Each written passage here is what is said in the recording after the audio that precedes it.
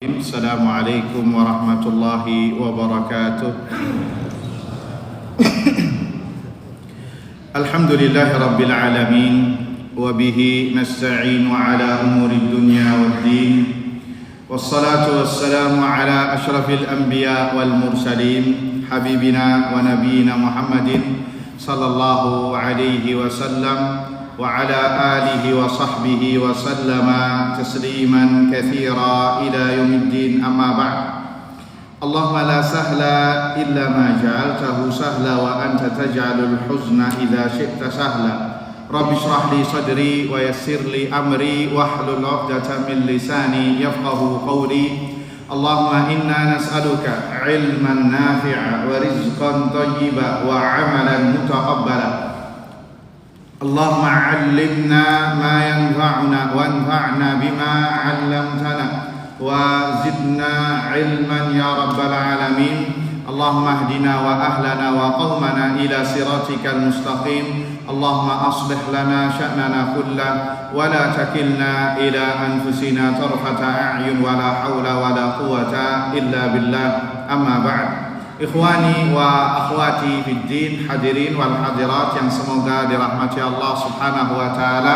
Alhamdulillah, kita panjatkan puji syukur kepada Allah Subhanahu wa taala yang telah memberikan kepada kita semua limpahan nikmat dan karunia-Nya, wabil khusus nikmatul iman wa nikmatul Islam, nikmat kesehatan dan kesempatan, sehingga dengan izin Allah Subhanahu wa taala kita bisa berkumpul kembali di salah satu rumahnya dalam rangka bertafaqquh fid din, mempelajari ilmu agama Allah Subhanahu wa taala, yang mana ini adalah tonggak keselamatan masing-masing dari kita semua di dunia dan di akhirat. Dan mudah-mudahan ini adalah bagian pertanda Allah menginginkan kebaikan kepada kita semua di dunia dan di akhirat. Allahumma amin.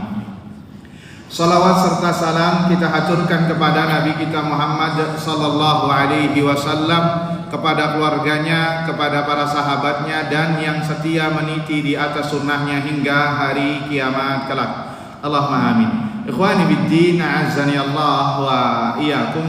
Kembali kita membahas kitab manhaj, ya, kitab Kun Salafiyan 'alal Jadah, jadilah salafi sejati, yang disusun oleh Fadilatul Ustaz Dr. Profesor Dr. Abdussalam Ibn Salim As-Suhaimi hafizahullah ta'ala. Beliau adalah dosen pasca sarjana di jurusan fikih Kuliyatis Syariah Al-Jami'ah Islamiyah, Universitas Islam Madinah. Dan kitab ini dibacakan di hadapan, dan sekaligus beliau menganjurkan kitab ini dibacakan di hadapan Syekh Saleh bin Fauzan bin Abdullah Al-Fauzan hafizahullah ta'ala, ulama besar Arab Saudi, kemudian anggota komite fatwa Arab Saudi, dan beliau pun menganjurkan untuk diajarkan kitab ini di kaum muslimin. Kemudian kitab ini juga ditakdimkan, dikedepankan, ya, pernah diberikan kepada Fadilatul Syekh Al-Allamah Ali bin Muhammad Ibn Nasir Al-Faqihi rahimahullahu ta'ala, dan Syekh Ubaid Ibn Abdullah Al-Jabiri rahimahullahu ta'ala. Ikhwani fiddin, azani Allah wa iyyakum. Pembahasan kita yang akan kita bahas adalah tentang mauqifus salaf as-salih minal mubtadi'ah, ya, sikap salafus salih terhadap ahlu bid'ah. Ini di halaman 130 terjemahan. Kalau yang berbahasa Arab sekitar di halaman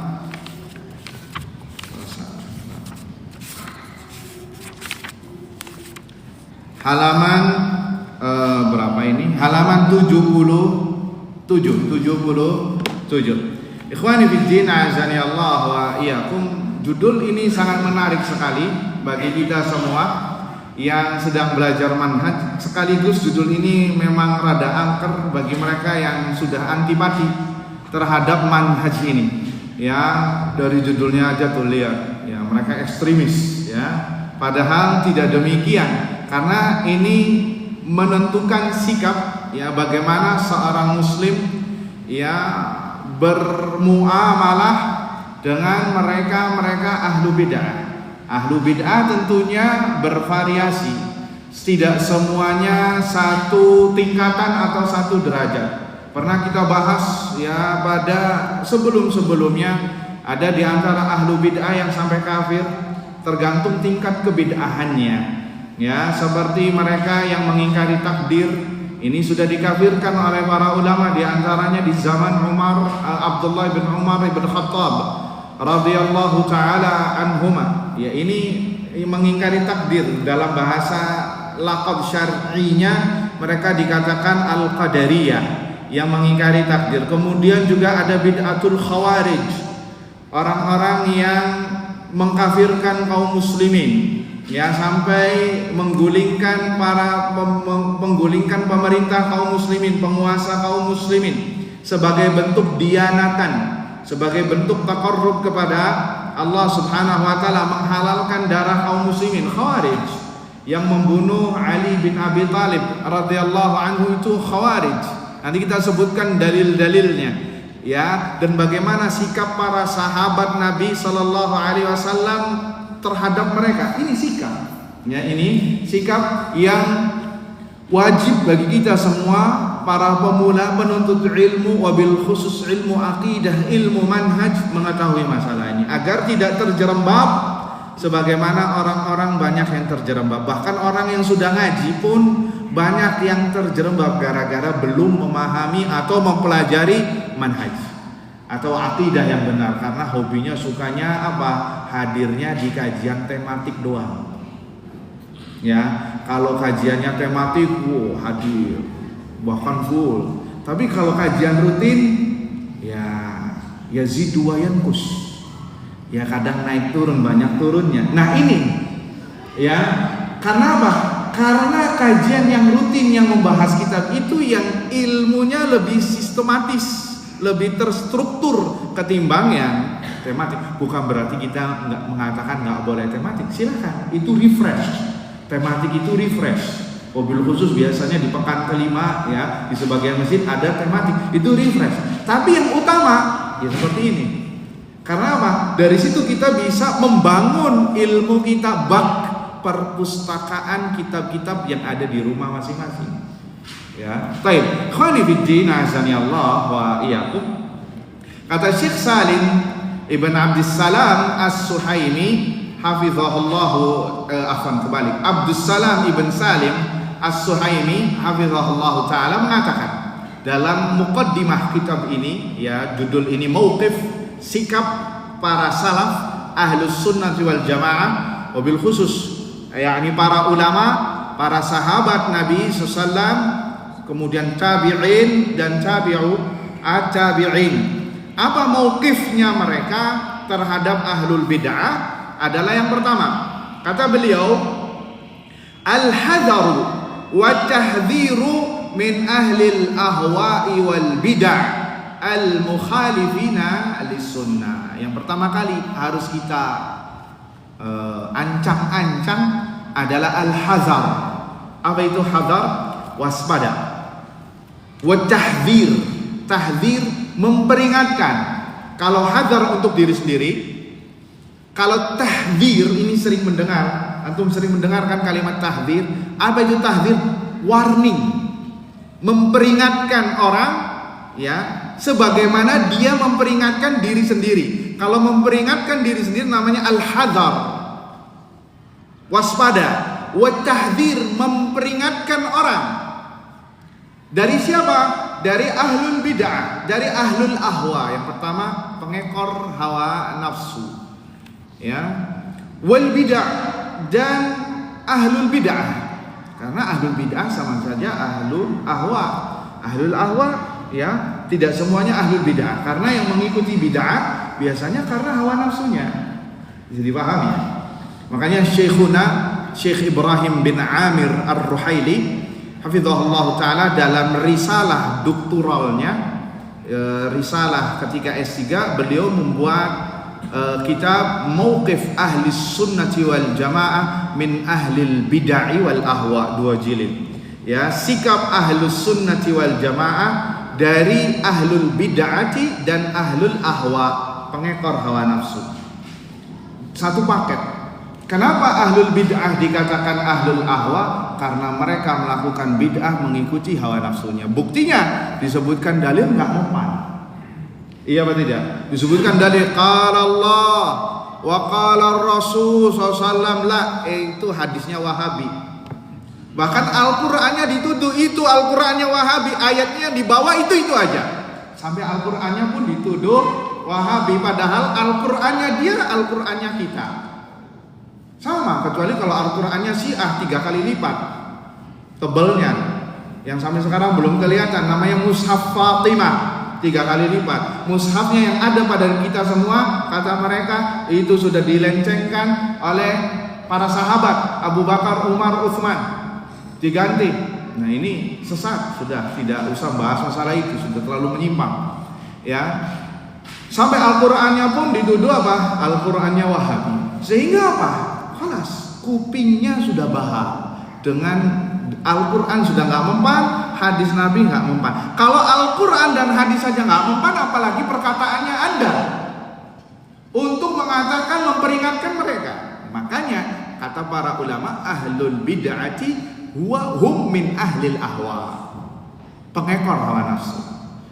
Walaysa ahlul ahwa'i ahlul bid'ah. Karena sebaliknya, tidak semua ahlul ahwa, pengekor hawa nafsu, ahlul bid'ah. Bisa jadi hawa nafsunya dia mengikuti di bab maksiat misalkan, ya, tidak masuk ke ranah ahlul bid'ah.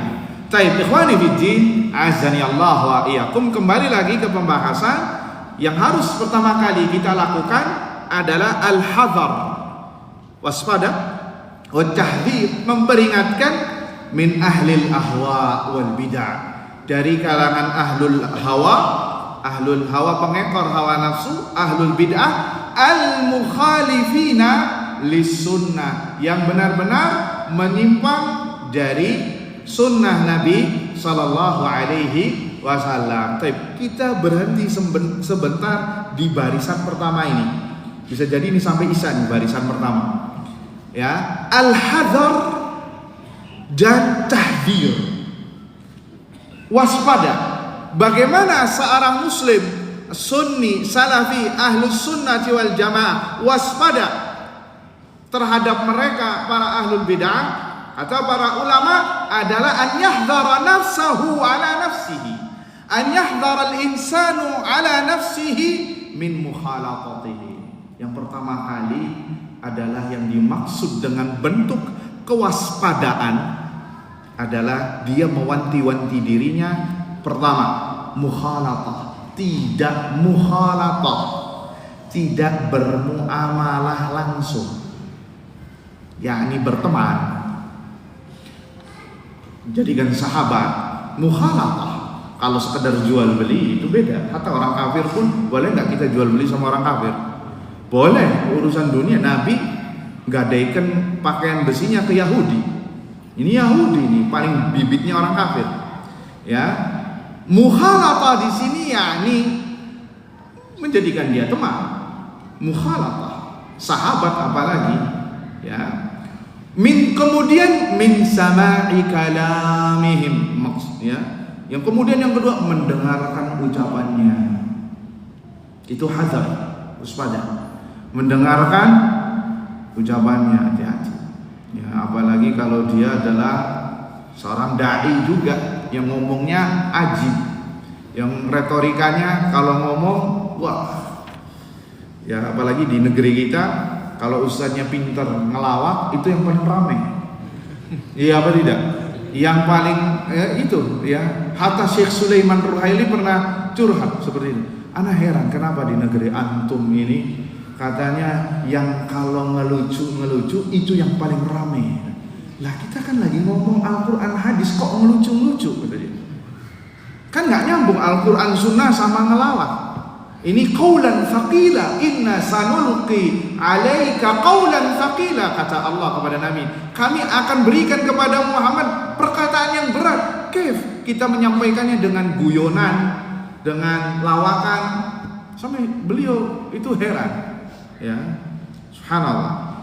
Jadi yang pertama al-hadar adalah min mukhalatatihim, berinteraksi dengan mereka kecuali sebatas kebutuhan saja seperti jual beli. Au min sama'i kama kalamihim, mendengarkan ucapan mereka. Hati-hati. Ustaz, saya kan tahu subhatnya mereka. Kita kan sudah tahu, sudah belajar manhaj, bismillah. Ya, pertama, kedua, ketiga, keempat, ya, lambat laun jadi followersnya. Ya, kena kemakan subhatnya, ya. Para ulama saja terdahulu ya tutup kuping ketika ada yang menghampirinya, ya Syekh, ya Imam, saya membacakan kepadamu hadis.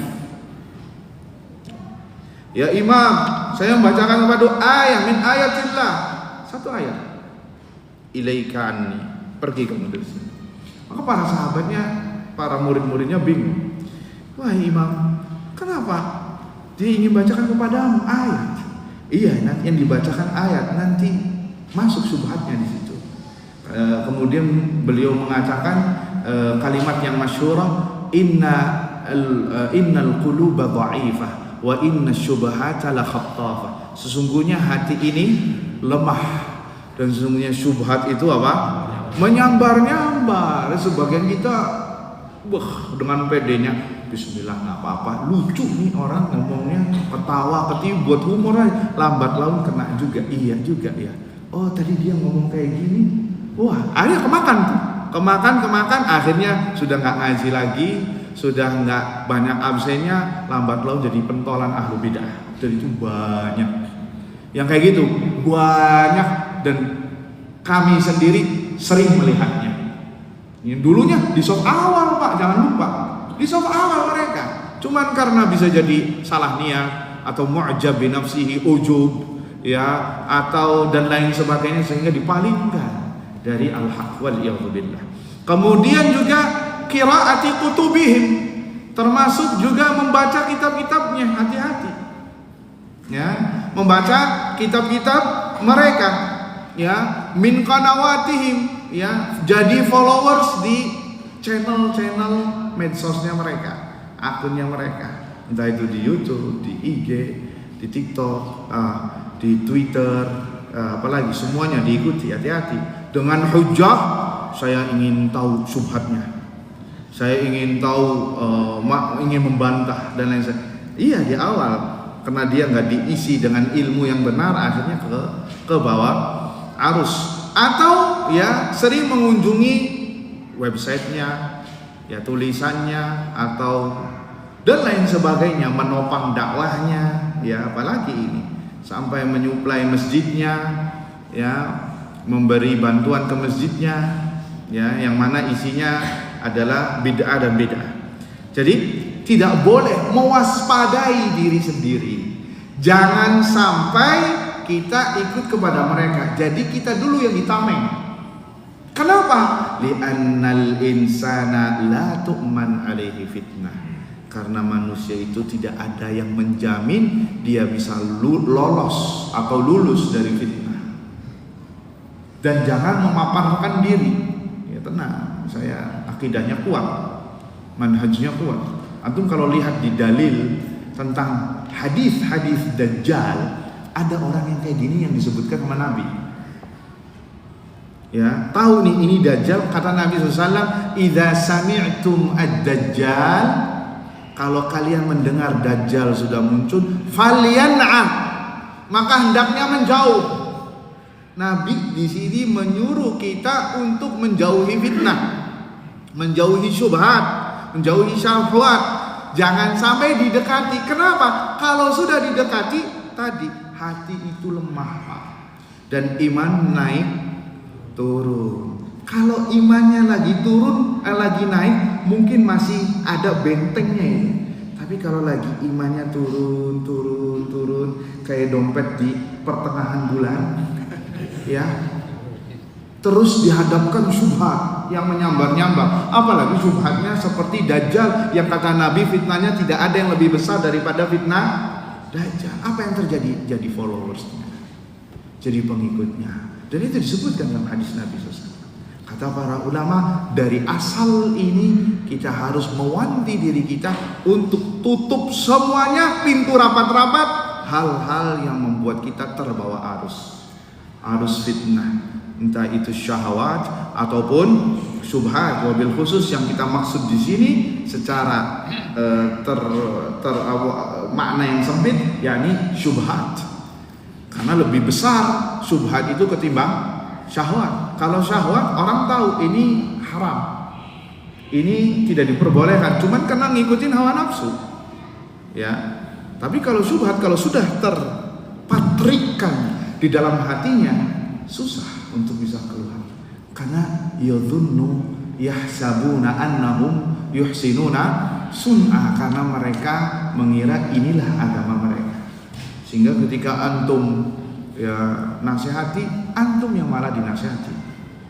Antum kalau nasihati pelaku maksiat, dia mangguk-mangguk kalau masih punya imannya. Jazakallah khair, barakallahu fiik. Doakan saya supaya saya bisa kembali ke jalan yang benar, bisa bertaubat kepada Allah, bisa kembali lagi hadir di majelis ilmu. Tapi kalau antum menasehati yang terkena syahwat, syubhat, antum yang dinasehati, antum yang dibantah, entah itu di medsos yang ramai misalnya, atau di dunia nyatanya, seperti itu. Jadi hati-hati, ya. Jadi menutup segala akses yang bisa menyebabkan kita menyeleweng dari manhaj, dari Al-Quran dan dari sunnah Nabi Sallallahu Alaihi Wasallam. Itu al-hazar, waspada, mewaspadai diri sendiri. Adapun ayuhal ikhwah hadirin wal hadirat yang semoga dirahmati Allah Azza wa Jal, at-tahdzir. Adapun tahdzir, kata para ulama, mimman yakunu tahdzir, siapa yang seharusnya mentahdzir. Ini kalimat ini framingnya agak negatif di sebagian kalangan, padahal ini lafaz syar'i, ya, lafaz syar'i, istilah syar'i, ya, digunakan oleh para ulama. Cuman karena disalahgunakan, kemudian diselewengkan, sehingga framingnya ketika kita mendengar tahdzir negatif. Iya atau tidak? Ya, apalagi sampai ada istilah jamaah tahdzir, ya, yang hobinya suka tahdzir. Ya, kalau antum tanya kepada dia masalah wudu, masalah salat, masalah zakat, puasa, jawabannya la adri, saya tidak tahu. Kayak jawaban orang kafir ditanya munkar dan nakir, la adri, sami'tun nasa yaquluna syai'an faqultuhu, aku pernah mendengar omongan ini dari manusia dan saya ikut-ikutan. Artinya omongannya orang kafir ketika ditanya munkar dan nakir. Tapi kalau ditanya gimana dengan si fulan, oh si fulan gini, si fulan kadzab, si fulan dajjal, si fulan sudah keluar dari ahli sunnah, di si fulan seperti ini, ada catatannya semua. Bahkan isi perpustakaannya isinya tentang ghibah dan ghibah. Nah, sampai ada istilah jamaah tahdzir, sehingga kita mendengar kalimat tahdzir itu framingnya negatif, padahal ini lafaz atau istilah syar'i yang dipakai oleh ulama. Sehingga kita harus tahu mimman yakunu tahdzir, dari mana tahdzir itu dan siapa yang harusnya melaksanakannya. Kata para ulama, kata Syekh Abdul Salam, at-tahdziru yaqumu bihi ahlul ilm. Seharusnya yang melaksanakan, memperingatkan orang tahdzir itu adalah ulama, bukan orang yang baru nuntut ilmu kemarin sore. Lah, ulama, ya. A'ni at-tahdzir min ahlil bid'ah, yakni tahdzir dari untuk ahlul bid'ah, bukan tahdzir sesama ahlus sunnah. Kalau tahdzir sesama ahlus sunnah, kalau kesalahannya hanyalah sedikit dan bisa dinasehati, ini bisa tercela. Tapi yang kita maksudkan adalah tahdzir ahlul bid'ah, memperingatkan orang dari ahlul bid'ah. Ini kerjaannya ulama. Kita yang mendengarnya dan kemudian dipelajari, kita ambil dan kita salurkan, bukan langsung keluar-keluar di medsos, ini si fulan, ini si fulan. Itu tugasnya para ulama, para asatidzah yang mumpuni, yang memiliki kredibilitas dalam bab ini. Maka itulah mereka yang seharusnya melakukan, bukan para penuntut ilmu. Ya, bukan para penuntut ilmu yang baru kemarin, tidak. Ya, ini ada orang-orangnya, ada pos-posnya. Tapi ikhwani fiddin azani Allah wa iyyakum, mengapa kita atau ahlus sunnah wal jamaah atau salafus saleh sangat memperhatikan masalah ini? Kenapa? Bahkan sampai ada syubhat nih Pak, sebelum kita menjawab jawaban ini, kenapa harus mewanti-wanti Ustaz seakan-akan ahlul bid'ah ini orang kafir Ustaz? Padahal mereka muslim, padahal mereka sholat, padahal mereka puasa, zakat, haji. Kok kenapa sampai di framing buruk seperti itu? Kok kenapa nggak dinasehati? Tahdzir itu Bapak sekalian, ikhwani wa akhwati fiddin, itu ada namanya istilahnya step-stepnya. Biasanya tahdzir itu paling terakhir. Yang step pertama adalah dinasehati. Step pertama itu apa? Dinasehati. Toh orangnya ketika dinasehati, bahasa Jawanya itu double, nggak mau, ya, bahkan merasa benar sendiri. Bahkan ketika dinasehati paling sakit hati, paling dizolimi, ya sudah. Karena yang kita bawa ini adalah marwah agama, kemurnian agama.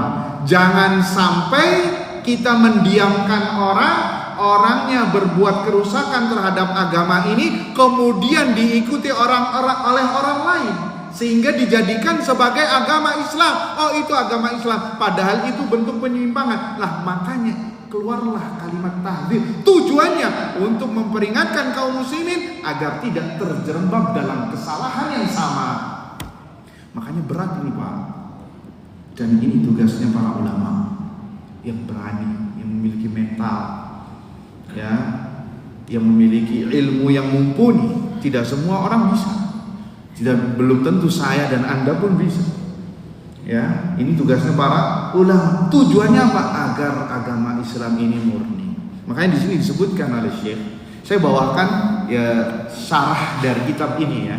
Yang syarah yang menjelaskan juga Syekh Abdus Salam. Kata beliau, ada syubhat yang beredar masalah tahdzir ini. Kenapa sih antum selalu memprioritaskan masalah ini? Bukankah mereka ini muslim, mengucapkan 2 kalimat syahadat, mereka haji, mereka zakat, mereka sholat, mereka puasa, ya? Bukankah kita memiliki PR yang banyak? Umat ini memiliki banyak PR. Ada musuh yang besar yang bisa menyerang kita.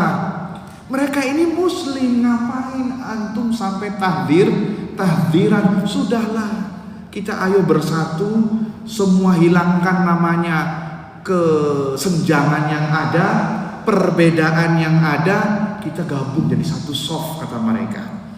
Ya, apakah syubhat ini syubhat yang beredar di kalangan orang awam? Antum kalau ngomong masalah ini, antum seakan-akan dilempar granat nih, granatnya omongan.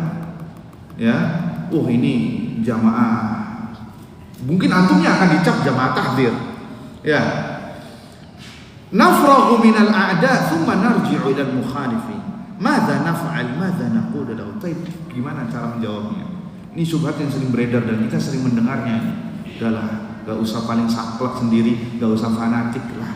Lakum dinukum waliyadin deh. Sebagian mengatakan ini, udah deh, semua berpegang dengan pendapatnya, dengan manhajnya, nanti hisabnya di sisi Allah azza wa jalla. Ya kalau kayak gitu agama rusak Pak. Kalau semua pakai kaidah kayak gitu, gado-gado, mix cocktail, ya, agama ini kayak antum masuk ke rumah makan Padang. Mau mengambil apa? Mau rendang, mau ayam, mau ikan, mau ini. Jadi agama sesuai selera dia. Kita bukan lagi masuk ke rumah makan. Ini kita sedang beragama, yang mana ada barometer acuannya. Karena tujuan salafus saleh, kita manhaj salafus saleh, tujuannya adalah untuk memurnikan agama dari generasi ke generasinya. Jadi agama yang kita anut ini agama yang sesuai Rasulullah SAW anut, bersih dari bid'ah, bersih dari kesyirikan, bersih dari khurafat, bersih dari takhayyul. Ini penting, maka tugasnya pun berat. Kita menghadapi kaum muslimin sendiri yang tidak memahami masalah ini. Tapi kata Syekh dijawab, ikhwani fiddin, azani Allah wa iyyakum. Kata beliau, la yumkin naqulu la yumkin an tahsul lil muslimin al quwwah allati tasuddul a'da'a illa idza raja'u ila dinihim ruju'an sahiha. Apa terjemahannya? Terjemahannya nanti setelah salat Isya saja ya, lebih enak. Baik, barakallahu fikum. Kita nunggu azan, qomat, kemudian salat, setelah itu kembali lagi insyaallah.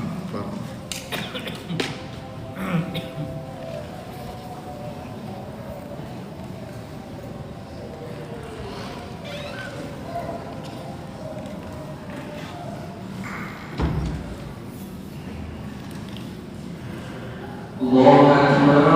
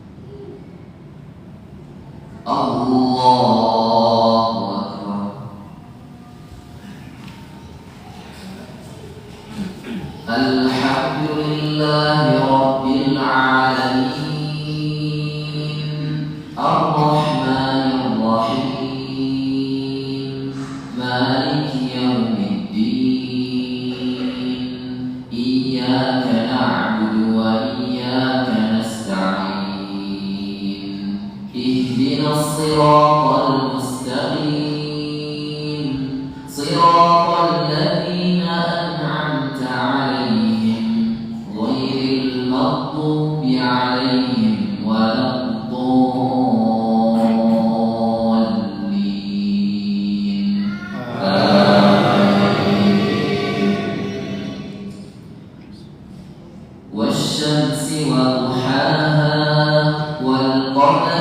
إذا تلاها والنهار إذا جلاها والليل إذا يغشاها والسماء وما بناها والأرض وما طحاها ونفس وما سواها فألهمها فجورها وتقواها قد أفلح من زكاها وقد خاب من دساها كذبت ثمود بطغواها إذ انبعث أشقاها فقال لهم رسول الله ناقة الله وسقياها فكذبوه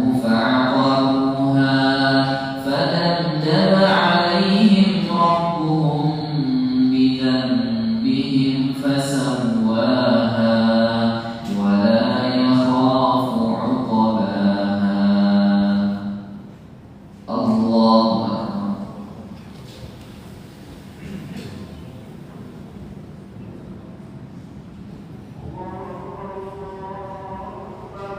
سمع الله لمن حمده الله أكبر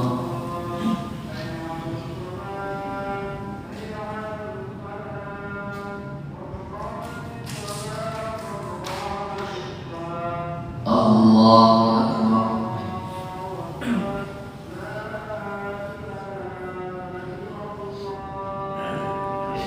الله أكبر الله أكبر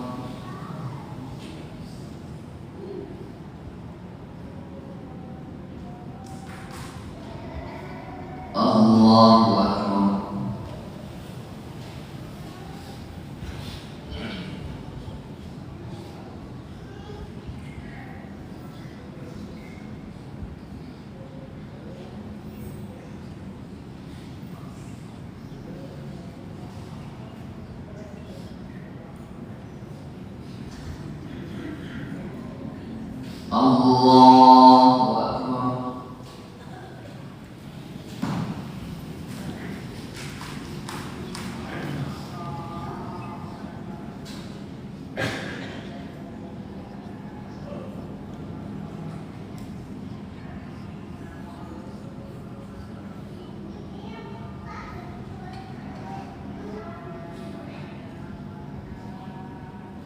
الله أكبر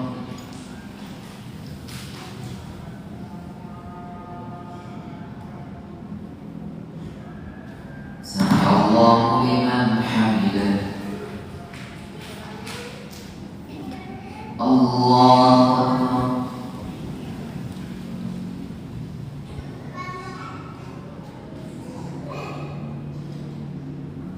الله أكبر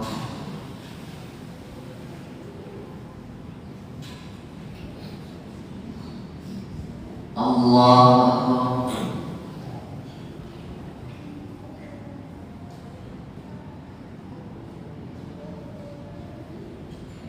الله أكبر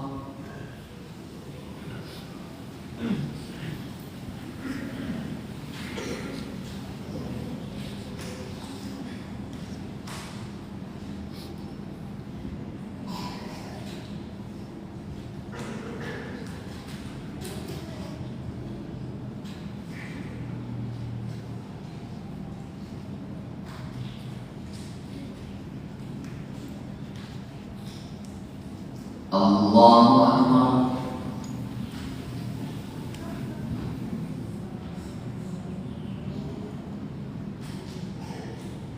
سمع الله لمن حمده الله أكبر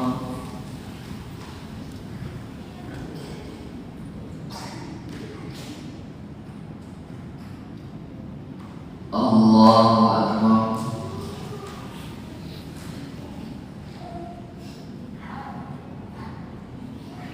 الله أكبر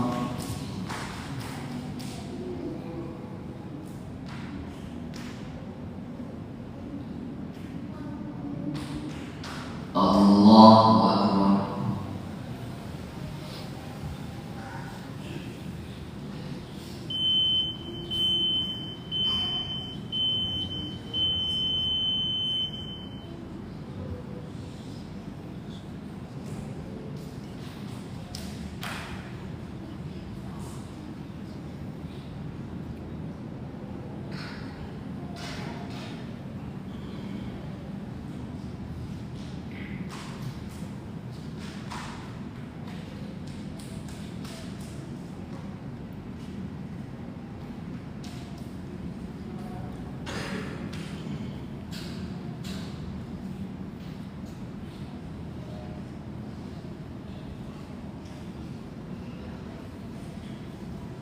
Assalamualaikum warahmatullah.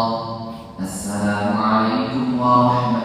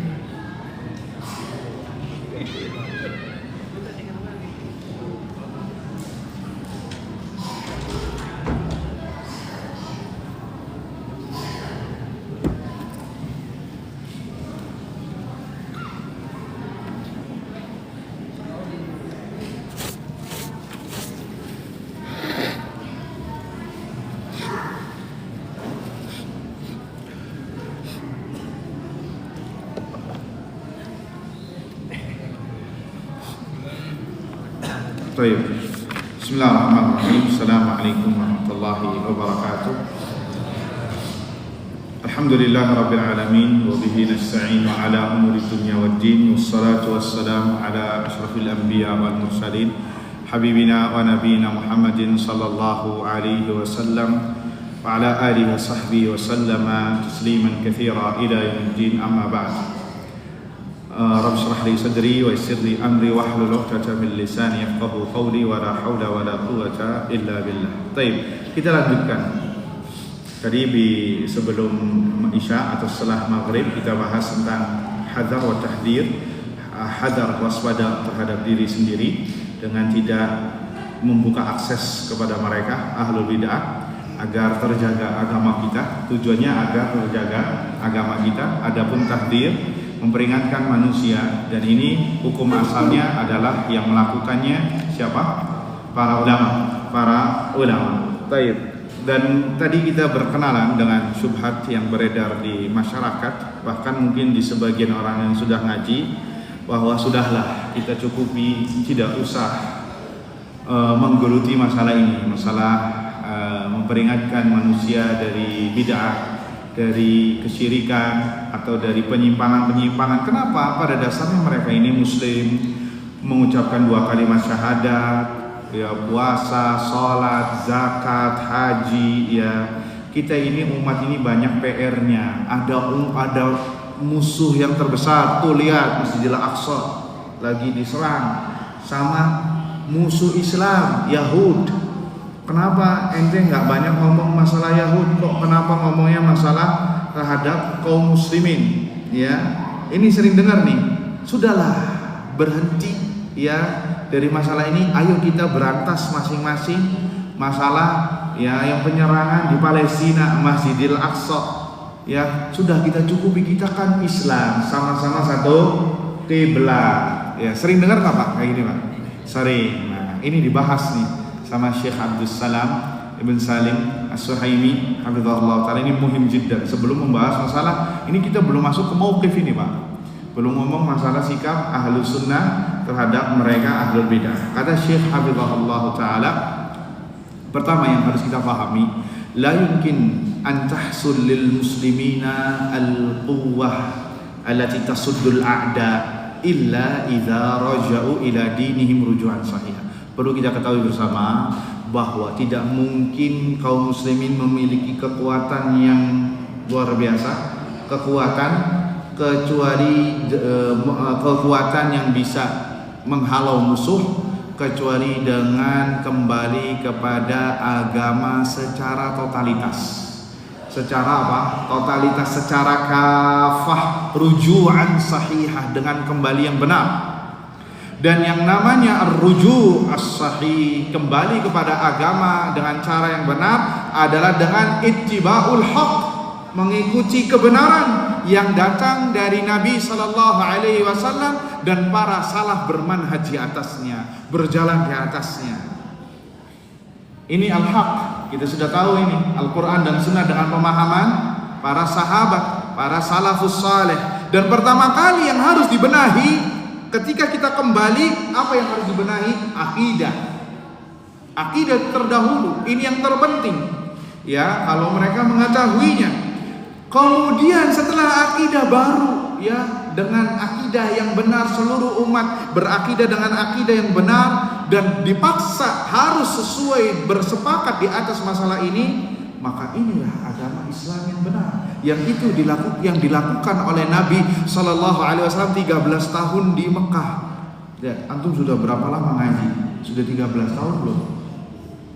Tuh lihat, Nabi 13 tahun semuanya tentang apa? Tauhid. Enggak seperti audiensnya, enggak seperti kita. Ustaz, lagi-lagi tauhid, lagi-lagi manhaj. Adab dong Ustaz. Salat, birrul walidain, silaturahim, atau bahas masalah politik, ya, atau bahas masalah apa nih, rumah tangga, ya, mahligai supaya rumah tangga ini gak cekcok. Ini kan yang biasa ramai, ya, walaupun ini ilmu. Tapi lihat, apa yang paling pertama yang harus dibenahi, yaitu akidah.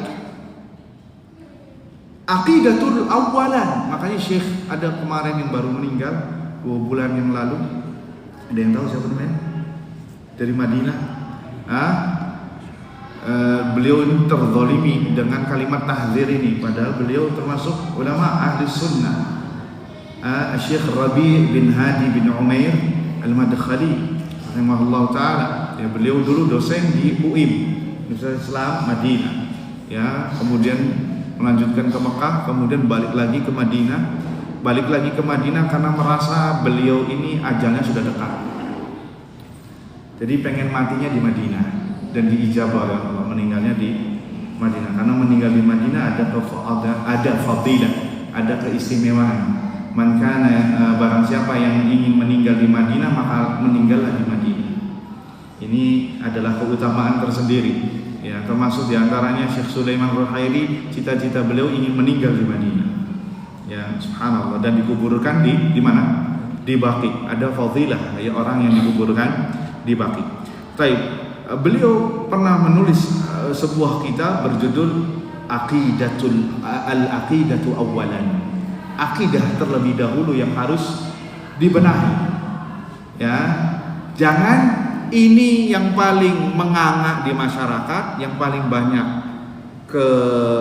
penyimpangannya, tapi benahin dulu masalah akhlak, adab, silaturahim, birrul walidain. Ya, ini nggak benar. Ibarat bangunan ini yang megah, masya Allah, ininya tanahnya sudah mau kalau kena air sudah kayaknya tinggal terbawa aja, tapi kita sibuk benerin apa? Benerin lampu, benerin apa lagi, kipas angin, benerin atap. Ya, padahal yang paling bawah itu yang paling urgent, yang paling penting. Begitu juga akidah. Maka yang harus dibenahi adalah akidah. Ini belum masuk ke bantahan ini, kata Syekh. Kemudian umat akan bersatu di atasnya, sebagaimana Nabi SAW menyatukan muhajirin dan ansar setelah akidah yang benar. Amma an yutrak haula, adapun jika akidah ini dibiarkan dan syubhat ini terus laris di masyarakat, sudahlah jangan mewanti-wanti masalah syirik, masalah bid'ah, masalah khurafat. Apa yang terjadi? Fa innahum yahdimunal Islam bi ismil Islam. Maka yang terjadi, mereka lah yang menghancurkan Islam atas nama Islam. Kan atas nama Islam. Udahlah, jangan benar sendiri. Sudah masing-masing nanti dimintai pertanggungjawabannya di hadapan Allah di yaumil hisab. Atas nama Islam enggak nih? Atas nama Islam, atas nama agama. Tapi dengan omongan ini menghancurkan agama. Telah menghancurkan agama, dibiarkan agama rusak, dianya silent. Rusak agama ini. Lihat Yahud, rusak. Kenapa? Ruhbannya silent. Lihat Nasara, rusak agamanya. Kenapa? Pendetanya silent. Injilnya sudah dirubah, silent. Tauratnya sudah dirubah, silent. Lah, mereka juga pengen kayak gitu tuh. Ayo kita juga silent. Diem. Kalau kita diam, ulama pada diam, tidak mau merubah kemungkaran dengan nama tahdzir yang orang kebanyakan antipati, akhirnya Islam rusak, hancur sebagaimana agama-agama ini yang mereka inginkan. Mari kita lihat para sahabat. Apakah para sahabat panutan kita pun diam ketika melihat bid'ah? Atau justru mereka mengingkarinya dengan penuh pengingkaran yang sangat. Lihat Abdullah bin Mas'ud radhiyallahu anhu. Pertamanya Abu Musa al-Asy'ari radhiyallahu anhu, tatkala ada, ini Nabi belum lama meninggal, ketika melihat di sebuah kaum ada yang mengatakan halilu mi'ah, sabbihu mi'ah, hamidu mi'ah, kabbiru mi'ah, hamidu mi'ah. Bertasbihlah 100 kali, bertahmidlah 100 kali, bertakbirlah 100 kali, bertahlillah 100 kali. Yani jama'atan. Abu Musa al-Asy'ari radhiyallahu anhu mengingkari dan mengingkari yang sama, tapi tidak langsung mendatangi sahabat yang senior itu Abdullah bin Mas'ud. Disampaikan kepada Abdullah bin Mas'ud, Abdullah bin Mas'ud apakah silent? Sebagaimana, udahlah mereka kan muslim, mereka kan sholat, udah biarkan saja. Apakah seperti itu? Tidak. Mendatangi bersama Abu Musa al-Asy'ari, kemudian mengatakan, menasihati mereka, ya umat Muhammad, ma asra'a halakatakum, betapa cepat kehancuran kalian wahai umat Muhammad. Lihat tuh, Nabi belum lama meninggal, bejananya masih ada, baju-bajunya masih ada, baru meninggal kemarin sore. Toh kenapa kalian sudah melenceng dari ajaran? Lihat, di sini Abdullah bin Mas'ud menasihati mereka, mentahdir mereka. Dan sebagian mereka ada yang sudah rujuk, dan ini maksudnya adalah rujuk, sebagian lagi masih tetap kekeh. Sehingga mereka lah orang-orang yang memerangi Ali bin Abi Thalib di perang Nahawan. Khawarij, tuh lihat, bid'ah dari kecil semakin besar, semakin besar, semakin besar, sampai menjadi besar, sampai memerangi kaum muslimin, menghalalkan darahnya, mengambil hartanya. Tuh lihat, memerangi Ali bin Abi Thalib, mengatakan Ali bin Abi Thalib kafir, taghut, sambil membunuh dengan mengatakan inil hukmu illa lillah, hukum ini adalah milik Allah Azza wa Jalla. Tuh, kenapa? Awalnya dari masalah apa? Bid'ah yang kecil, kemudian akan jadi besar seperti bola salju. Oleh karenanya maka para ulama tidak tinggal diam, tidak silent. Lihat para sahabat, tujuannya apa? Untuk menjaga agama Islam agar tetap murni sebagaimana yang Allah turunkan kepada nabinya Muhammad SAW. Kalau orang yang mengatakan dengan syubhat tadi, berarti dia telah protes terhadap para sahabat. Para sahabat tidak tinggal diam. Lihat Abdullah bin Abbas menasehati orang-orang Khawarij yang mengkafirkan Ali bin Abi Thalib. Didiskusikan sama mereka. Rujuklah kembali kepada yang hak, sebagian lagi masih tetap kekeh dan menjadi Khawarij.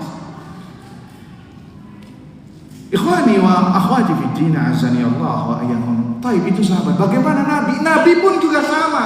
Manhajnya adalah, di antara manhaj Nabi itu adalah mengingkari kemungkaran, tahdzir juga. Mau kita sebutkan dalilnya? Ada dalilnya. Masalah Khawarij. Khawarij banyak sekali lakabnya dari Nabi SAW. Hum syiraru qatla tahta ajibis sama, kata Nabi. Mereka ini adalah seburuk-buruk orang yang mati di kolong langit. Ini siapa yang mengatakan? Nabi Sallallahu Alaihi Wasallam. Ya, lihat, Nabi tahdir nggak nih? Mentahdir siapa? Khawarij yang suka mengkafirkan kaum muslimin. Yang mana nenek moyang mereka adalah Dzul Khuwaisirah At-Tamimi yang mengatakan kepada Nabi Muhammad SAW, "I'dil ya Muhammad, i'dil fa innaka lam ta'dil." Wahai Muhammad, ente adillah karena engkau tidak adil. Ngamuk Nabi, marah, mukanya merah. Wailak, faman ya'dil illa ma'adil. Siapa lagi yang adil kalau saya tidak adil? Dan beliau amin. Sampai Umar apa? Geram, ya Rasulullah, idzan li adribu unuqa hadzal munafiq. Ya Rasulullah, izinkan saya penggal kepala munafik ini. Tuh, lihat. Di sini lihat Nabi mentahdzir. Ya, kemudian Nabi mengatakan akan keluar dari orang ini qaumun yaqra'unal Qur'an, mereka membaca Al-Qur'an, wa yusallun, mereka berpuasa, mereka sholat. Kalau bahasa sekarang sampai jidatnya hitam. Akan tetapi kata Nabi sallallahu alaihi wasallam, yamruquna minad din kama yamruqus sahamu minar ramiyah. Maka mereka keluar dari agama sebagaimana busur panah yang tak panah yang keluar dari busurnya menembus mangsanya. Khawarij. Nenek moyangnya siapa? Dzul Khuwaisirah At-Tamimi yang mengatakan kepada Nabi tidak adil. Tuh lihat di sini Nabi mentahdzir apa tidak? Mentahdzir. Tujuannya apa? Agar para sahabat tahu nanti kelak kalian akan mendapati orang ini. Dan Nabi SAW menyuruh untuk memerangi mereka. Lihat Nabi SAW mengatakan, la in adraktuhum la aqtulannahum qatla adin. Kalau aku mendapati mereka orang-orang Khawarij ini, aku pasti akan membunuh mereka sebagaimana terbunuhnya kaum Ad. Hum syirarul khalqi wal khaliqah, makhluk yang paling terburuk adalah mereka. Bahkan Nabi mengatakan Khawarij qilabu ahli nar, anjingnya penduduk api neraka. Tuh. Berarti tatkala ada orang yang mengatakan syubhat tadi, sudahlah nggak usah pakai kayak gituan, berarti dia telah i'tirad, protes terhadap manhajnya Nabi sallallahu alaihi wasallam. Jadi sekali lagi ayyuhal ikhwah, tujuannya adalah agar kaum muslimin tidak terjerembab dalam beragama, karena agama ini adalah agama yang dijaga oleh Allah dan ini tugasnya mulia.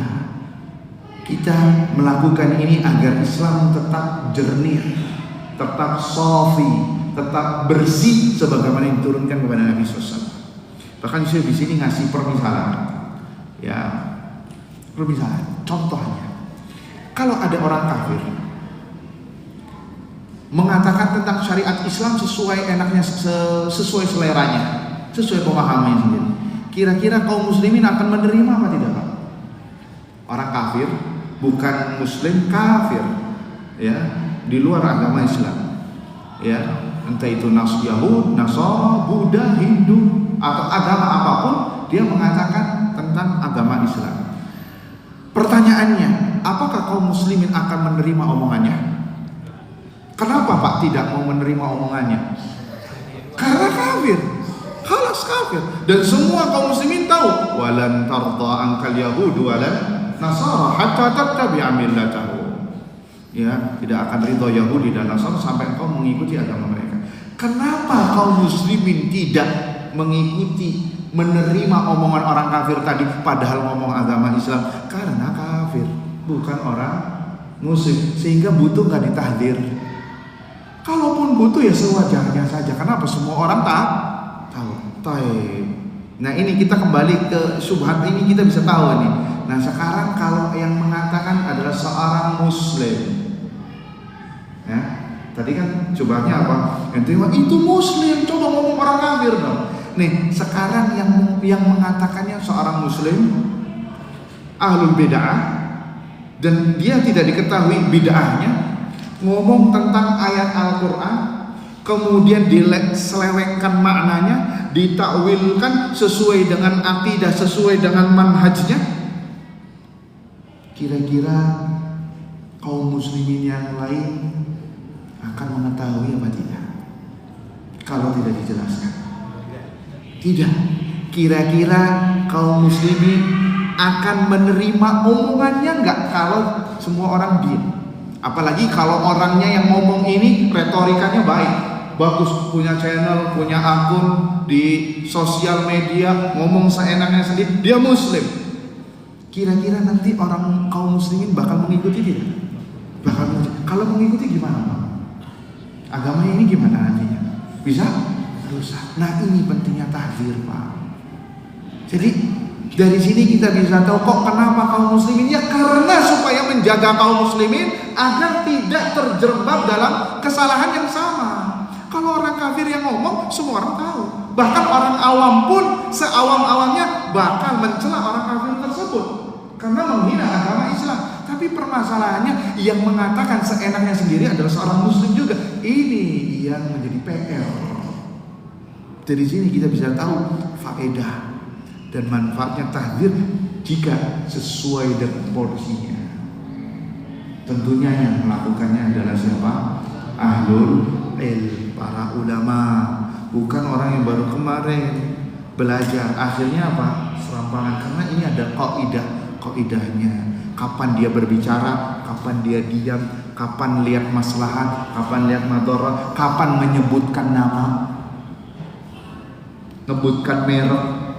Ada kaidahnya, atau ngomong secara global. Jika dirasa ngomong secara global ini sudah mencukupi, sudah masuk pesannya kepada kaum muslim, dirasa cukup. Tapi terkadang harus nyebutkan namanya, agar semua orang tahu kedoknya dia. Nah, sehingga kalau seperti ini berarti yang mengatakannya, yang melakukannya adalah para ulama, para ahlu ilmu yang diberikan masalah ini. Tujuannya adalah sekali lagi menjaga agama Islam, menjaga kemurnian Islam, tidak lebih. Bukan dalam rangka urusan pribadi, bukan dalam rangka saya tidak suka sama tidak, tapi dalam rangka menjaga agama Islam dari hal-hal yang bisa mengotorinya. Karena bid'ah itu kata Syekhul Islam adalah mengganti syariat Islam.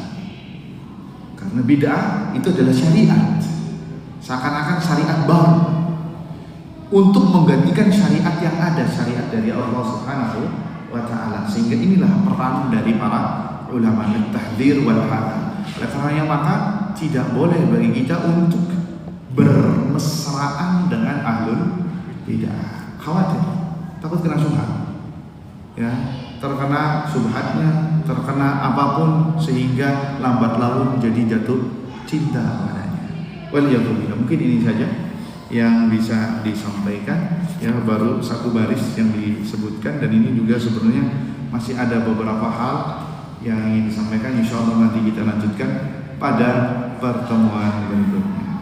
Mudah-mudahan bermanfaat. Jika ada yang mau ditanyakan sebelum kita tutup, dipersilahkan.